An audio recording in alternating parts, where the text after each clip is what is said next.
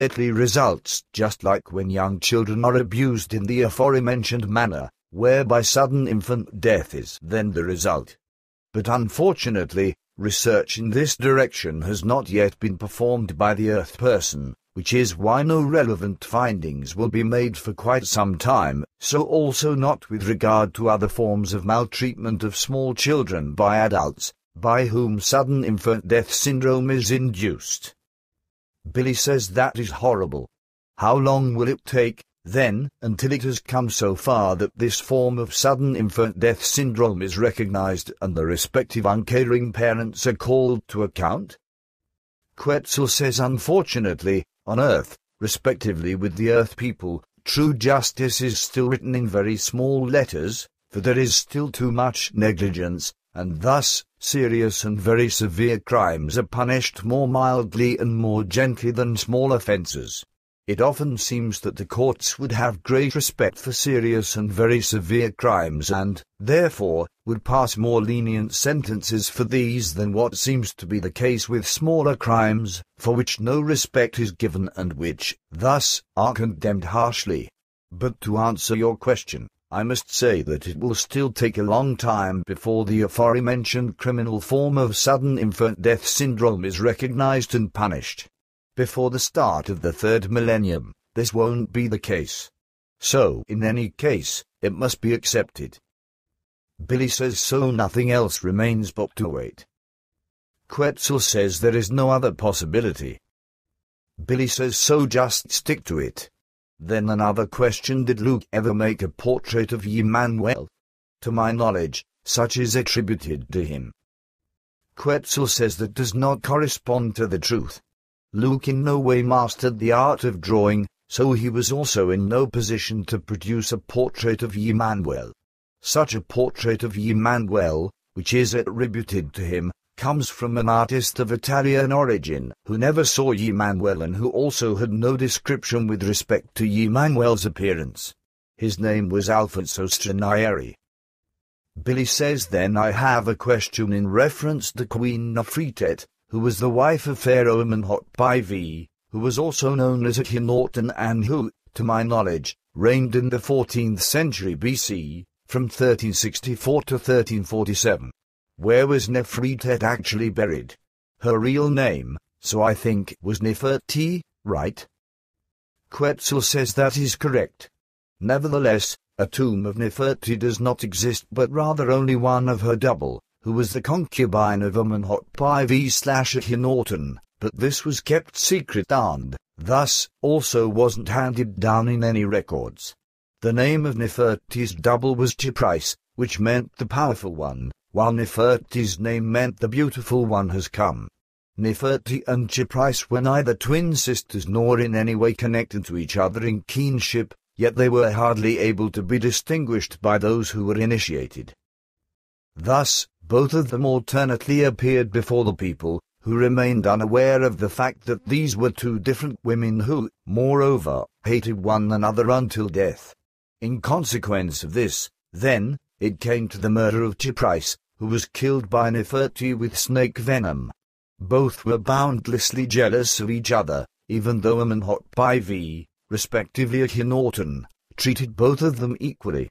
After the murder, Nefertiti naturally feared the revenge and punishment of Akhenaten, so she disguised herself and fled from the palace undetected, in order to board a ship with accomplices, which should have taken them to foreign lands.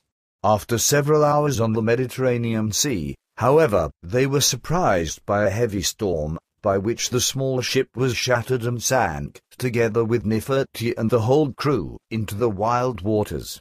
That was the actual end of Nefertiti. After the murder of Chipris, Akhenaten let her be secretly buried and took as his wife her twin sister, who resembled her to the hair, and this was the one who henceforth lived at the side of Amenhotep IV as Nefertiti and as an Egyptian queen and who entered into history. Billy says and the model bust made of painted limestone, which was found in Amarna during excavations, now represents the real Nefertiti? Quetzal says in addition to the bust mentioned by you, several unfinished ones still exist. But all of them do not represent Nofretete but represent Chypris' identical twin sister, Neb, as her name was. Billy says pretty obscure, this history. But it fits well with that time period. And since we're in Egypt, how is it that so many archaeologists and grave robbers met sudden deaths while excavating or robbing the ancient pharaohs' tombs, or else died within hours, days, or a few weeks?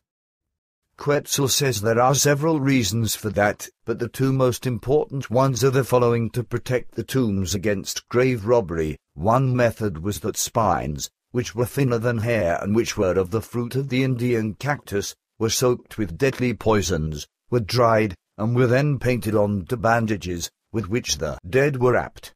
The deadly poisons of the kind that was used are extremely stable and are still effective even after thousands of years. Now, if grave robbers and archaeologists, etc., touched the bandages of the mummified bodies, then the poisonous spines penetrated into their hands, without this being noticed, because the spines of the cactus figs are much thinner than human hair. In addition, the insidious poison was of a different kind, so it was also different in the temporal effect, which could occur in either hours or days or only after 2 or 3 weeks.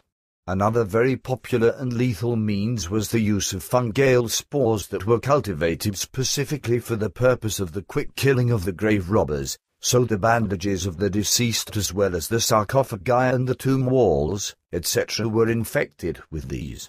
Now, when grave robbers or later archaeologists entered the tombs, as a result of their entering and also by the work taken up, they whirled up dust that was loaded with deadly fungal spores. The extremely toxic dust was inhaled by the grave robbers and archaeologists, and this quickly led to death, which came about very quickly or over days or over several weeks. These are the two main ways by which the tombs and the treasures of the pharaohs were protected against grave robbers. Billy says, interesting. What do you think about meddling in other people's cultures, respectively in their interests, etc.?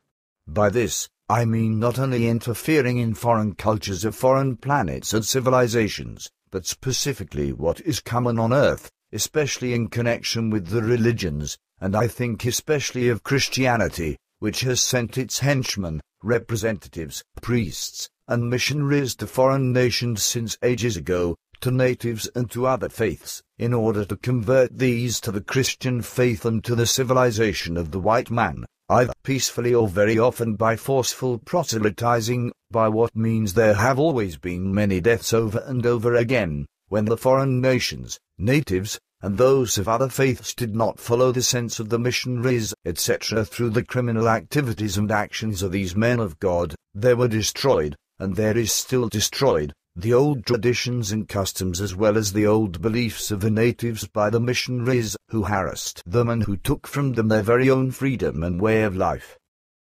Quetzal, those are not only senseless machinations but even criminal and felonious ones that should never appear.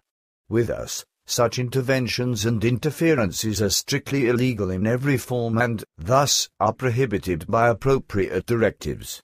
This equally applies to interventions and interferences in the private matters of each person, so also with respect to all matters of families, friends, acquaintances, and communities, etc. Billy says, I find that to be good and humane, but unfortunately, one cannot say this in reference to the actions of the religions and their missionaries. Criminal and felonious are actually the right labels for their irresponsible actions. But now, tell me what social status Simon Peter had, I mean the disciple of Emmanuel. Quetzal says he was of the status of the haves, and, thus, was very rich. It was he who constantly donated from his own wealth for the implementation of the mission and for the spreading of Emmanuel's teachings. If this wouldn't have been so, then everyone would have had to live a more frugal life than what was, in fact, the case. While there were other wealthy ones among the disciples, who also contributed their part to everything, it was Simon Peter, however, who was the main donor. Billy says, and Matthew, the tax collector. Quetzal says he was also quite wealthy.